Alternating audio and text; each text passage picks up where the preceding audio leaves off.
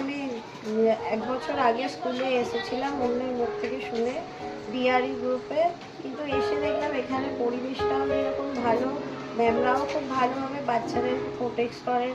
আর আমার বাচ্চা প্রথমে কথা বলতে পারতো না ঠিক করে, সেখান থেকে অনেক ডেভেলপ হয়েছে, এখন সব কিছু শেয়ার করে।